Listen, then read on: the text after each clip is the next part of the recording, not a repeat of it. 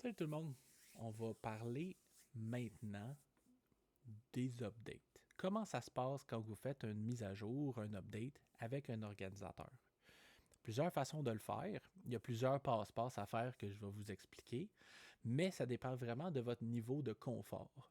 Personnellement, ça fait une couple de mois que je suis dans le jeu virtuel et mes mises à jour, je les fais grossièrement par texte, dans le sens que je leur envoie écrit mes actions, puis eux autres me répondent quand c'est fait. Au début, c'est sûr et certain que vous allez vouloir probablement les avoir live avec vous.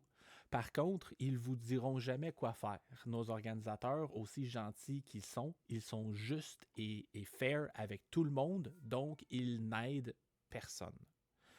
Ce qui est très juste. Donc, si vous arrivez dans la mise à jour, ils vont vous poser des questions, vous ne saurez pas quoi répondre, c'est tout à fait normal. C'est pour ça qu'aujourd'hui, je fais des vidéos pour vous donner un coup de main. Donc, quand que vous arrivez pour votre mise à jour, le but de la mise à jour, c'est toujours de produire quelque chose. OK?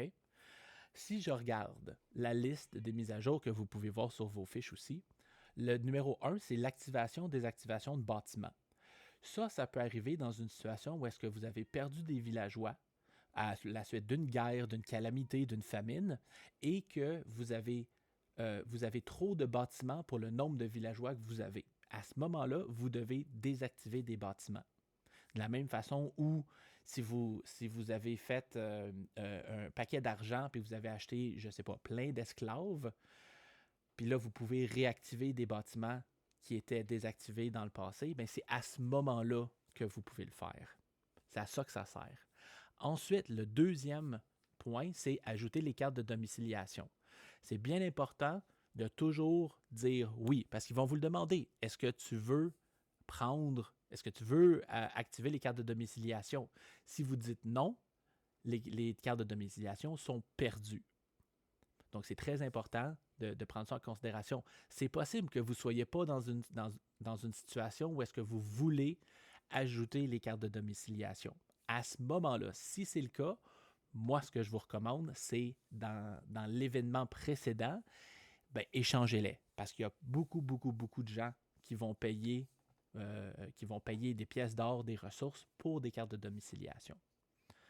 Ensuite, le troisième point, c'est tout ce qui est les modificateurs. L'IDH, la prospérité ducale, les calamités, les sorts, les cartes, etc. Okay?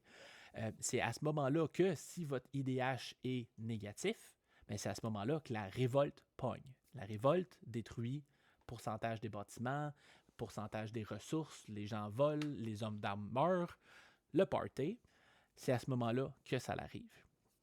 Ensuite, un coup que ça c'est fait, c'est là que vous allez consommer les cartes de bonus et vous avez le choix de consommer vos cartes de bonus. Les cartes de bonus, on va en parler plus tard.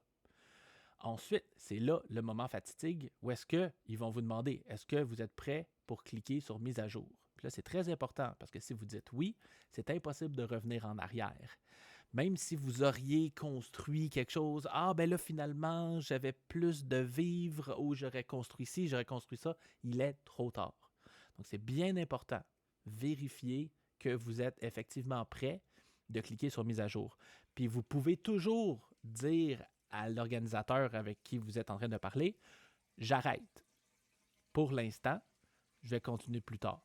Vous pouvez toujours arrêter, peu importe où est-ce que vous êtes rendu dans votre processus. Vous faites arrêter, continuer plus tard. Eux autres vont se prendre des notes, puis après ça, quand vous allez revenir, c'est là. Quand que vous cliquez sur mise à jour, c'est là que les ressources s'ajustent. C'est là que votre production est prise en considération, vous avez des nouvelles ressources qui apparaissent, etc., etc. Donc, un coup que mise à jour est faite, vous êtes dans le nouveau mois, vous êtes dans le mois suivant de votre saison. Ensuite, on vérifie s'il y a famine. Si vous êtes encore dans le positif pour vos vivres, vous êtes correct. S'il y a une famine, c'est là que les gens meurent. On en a parlé dans la vidéo sur la famine, c'est 50% de la population non entièrement nourrie. Ensuite, on parle de l'indice de développement humain. C'est là que la révolte peut arriver, comme on avait dit précédemment. C'est bien important de s'assurer que votre indice de développement humain est, je vais dire, le moins négatif possible. Puis ça, on va en parler un petit peu plus dans la vidéo future où est-ce qu'on va justement décortiquer c'est quoi l'indice de développement humain. Ensuite, en 8e position, vous avez activé ou désactivé des navires. Là, les navires et tout, on va en parler plus tard. Et ensuite, c'est là qu'on a le point numéro 9 qui est ajouter les ressources en suspens. Les ressources en suspens, on en a discuté dans le premier vidéo.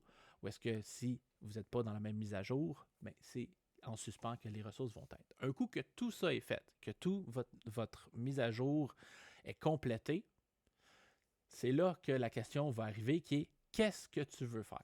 Et c'est souvent à cette question-là que les nouveaux joueurs, les nouveaux membres du jeu virtuel n'ont aucune idée quoi faire. Mais quand on vous demande qu'est-ce que vous voulez faire, bien, c'est là que vous pouvez dire bien, j'arrête, on va reprendre plus tard. Puis après, pendant ce temps-là, bien, vous pouvez aller voir, bon, mais est-ce que vous voulez construire des buildings? Est-ce que vous voulez envoyer des ressources, faire du commerce? Est-ce que vous voulez mettre des choses à l'hôtel de vente, etc.? Ça, c'est tout un éventail d'actions que vous pouvez prendre, que vous pouvez faire, qui va faire grossir votre baronnie petit peu par petit peu.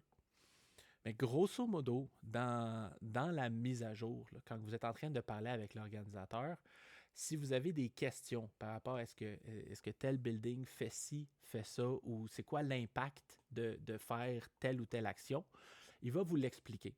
Il vous dira jamais si c'est une bonne idée. Il vous dira jamais si c'est une mauvaise idée. Il vous donnera jamais de direction par rapport à ce que vous voulez faire avec votre baronnie.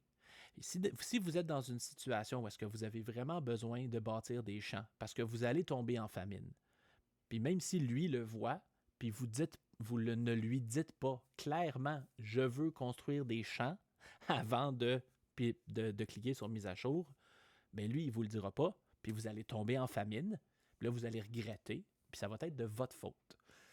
Donc, c'est pour ça que moi, je fais ces vidéos-là, parce que j'ai été dans cette situation-là. J'ai eu plein de famines, plein de calamités. Je me suis planté avec plusieurs baronnies. Puis, ben, je vous fais profiter de mon expérience pour que ce soit plus facile pour vous d'être capable de comprendre le jeu virtuel, parce que le jeu virtuel, il est quand même très complexe, mais très complet aussi.